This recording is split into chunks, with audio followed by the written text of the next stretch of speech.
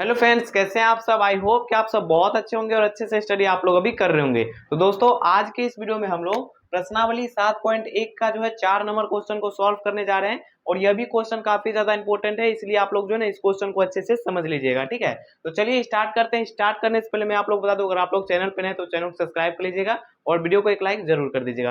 तो चलिए स्टार्ट करते हैं। तो देखिए, सबसे पहले हम लोग क्वेश्चन को पढ़ लेते हैं और क्वेश्चन को अच्छे से पहले पढ़ लेना है, उसके बाद ही सॉल्व करना है। ठीक है ना। तो चलिए आप लोग ध्यान से देखिएगा। तो क्वेश्चन है हमारे पास कि जांच कीजिए कि क्या बिंदु इतना इतना और इतना एक समद्विबाहु त्रिभुज के शीर्ष है।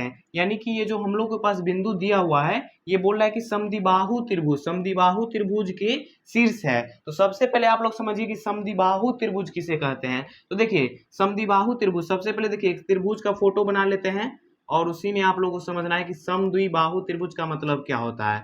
तो देखिए, ये हो गया हमारे पास एक त्रिभुज का फोटो, इसका नामकरण कर देते हैं। तो ये हो गया ए, ये हो गया बी और ये हो गया सी। अब यहाँ पे कौन सा त्रिभुज बोल रहा है, तो समद्विबाहु त्रिभुज। तो देखिए, समद्विबाहु का मतलब होता है, इसका नाम से ही पता चलता है कि कोई दो भुजा जो है ना बराबर होना चाहिए आपस में। यहाँ पे द्वि का मतलब क्या हो गया कि समद्विबाहु, यानी कि कोई दो भुजा, बाहु का मतलब भुजा, कोई दो भुजा, यानी कि ये भुजा जो है ये भुजा के बराबर होना चाहिए, या फिर ये भुजा इस भुजा के बराबर होना चाहिए। यानी कहने का मतलब है कि ए बी बराबर बी सी होना चाहिए, या फिर ए सी बराबर में बी सी होना चाहिए। तो आप लोग यहाँ तक समझ गए कि कोई दो भुजा बराबर होना चाहिए, उसके बाद ही समद्विबाहु त्रिभुज होगा। तो यहाँ पे हमारे पास बिंदु क्या क्या दिया हुआ है, तो बिंदु यहाँ पे देख सकते हैं कि दिया हुआ है। फर्स्ट वाले को ए मान लेंगे, तो यहाँ पे हो गया 5 कोमा में -2। और सेकेंड वाले को बी मान लेंगे, तो यहाँ पे हो गया 6,4। और सी कितना हो जाएगा 7 कोमा में -2 है। ठीक है, तो यहाँ पे तो आप लोगों को समझ में आ रहा है ना कि कोई दो भुजा बराबर होगा तब जाके समद्विबाहु त्रिभुज होगा, नहीं तो नहीं होगा। तो यहाँ पे क्या आप लोगों ने देखा कि यहाँ पे जो है हमने पॉइंट बैठा दिए। अब जाके क्या करना है कि ये सारे का बीच की दूरी निकालेंगे। बीच की दूरी कैसे निकालेंगे, जैसे यहाँ पे देखिए ए बी की बीच की दूरी निकाल लेंगे, फिर यहाँ पे ए सी की बीच की दूरी निकालेंगे, फिर बी सी। तो यहाँ पे देखिए, सबसे पहले हम लोग निकालते हैं यहाँ पे ए बी की बीच की दूरी। तो सबसे पहले यहाँ पे लिख लेते हैं कि हल, और उसके बाद हम लोग क्या निकालना है, तो यहाँ पे निकालना है हम लोग को ए और बी की बीच की दूरी। तो यहाँ पे पहले पॉइंट बैठा लेते हैं बिंदु की क्या क्या है, उसके बाद x1 और y1 आप लोग को पता कैसे चलेगा।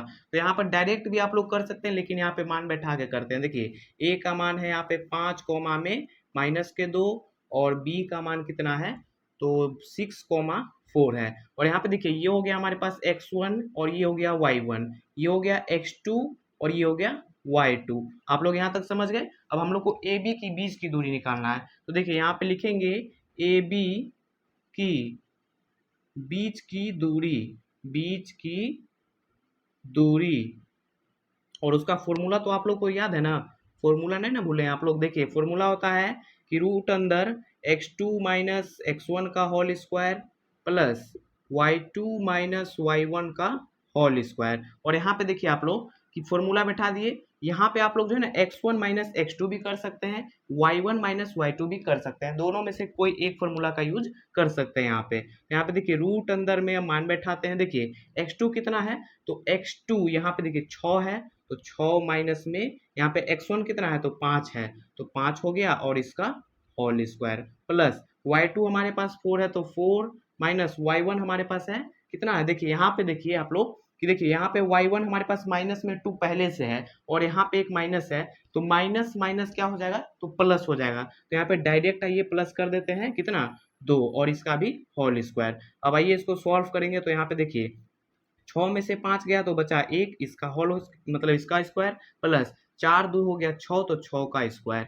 अब यहाँ पे देखिए कि 1 का आप लोग स्क्वायर कीजिएगा तो 1 ही होगा, और प्लस 6 1 हो गया 36, स्क्वायर का मतलब गुना कर देना 2 बार। तो 36 1 हो गया 37, यानी कि रूट अंदर में हमारे पास निकला कितना, 37 इकाई। कितना निकला, तो 37 इकाई, यानी कि ए बी हमारे पास आ गया है कितना, तो रूट अंदर में 37। अब हम लोग को ए सी निकालेंगे, फिर बी सी निकालेंगे। ठीक है, तो आइए यहाँ पे निकाल लेते हैं ए और सी, इतना ही में निकल जाएगा। ठीक है, आप लोग को मान डायरेक्ट वहां पे हम रखेंगे, अब फॉर्मूला यहाँ पे हम नहीं बैठाएंगे। देखिए, फॉर्मूला यहाँ पे वही याद है, आप लोग भी याद कर लीजिएगा।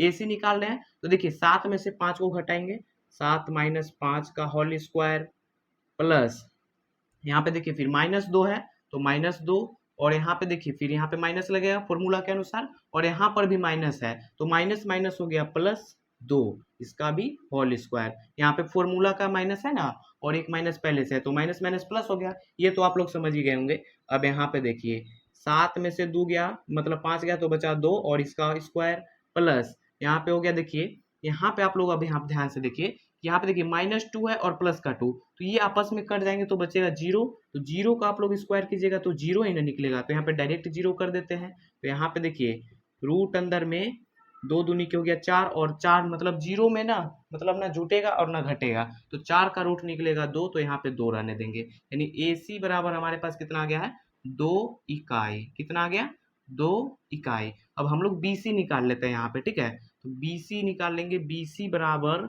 रूट अंदर में यहाँ पे, तो देखिए यहाँ पे 7 है तो 7 में से घटाएंगे 6, तो 7 - 6 का होल स्क्वायर, फिर प्लस यहाँ पे देखिए -2 है तो -2 बैठा दिए। यहाँ पे ये y2 है ना, यहाँ पे ये y2 है, ये x2 है, यहाँ पे देखिए ये x1 है, ये y1 है। ये तो आप लोग जो है माइंड में भी कर सकते हैं, या फिर आप लोग यहाँ पे डिटेल में मैंने जो किया वो भी आप लोग कर सकते हैं। तो यहाँ पे मैं माइंड में ही कर रहा हूँ अभी, ठीक है। तो यहाँ पे देखिए -2 हो गया y2, और y1 कितना है तो 4 है, तो यहाँ पे माइनस में 4 का होल स्क्वायर हो गया। अब इसको सॉल्व करेंगे तो यहाँ पे देखिए 7 में से 6 गया, बचा 1 का स्क्वायर हो जाएगा, प्लस माइनस माइनस क्या होता है तो प्लस होता है, तो 4 दूनी क्या हो गया 6, यानी कि 4 2 6 हो गया, तो माइनस में 6 का स्क्वायर हो जाएगा यहाँ पे। तो यहाँ पे देखिए 1 का स्क्वायर करेंगे फिर से 1 और प्लस 6 के 36 हो जाएगा यहाँ पे, और माइनस का वैल्यू नहीं होगा क्योंकि माइनस गुना माइनस कीजिएगा ना तो प्लस ही होगा, तो प्लस यहाँ पे लिखा नहीं जाता है। यहाँ पे तो ऐसे है ही, लेकिन प्लस का चिन्ह दिया नहीं जाता है। तो यहाँ पे देखिए रूट अंदर में कितना आ जाएगा, 36 1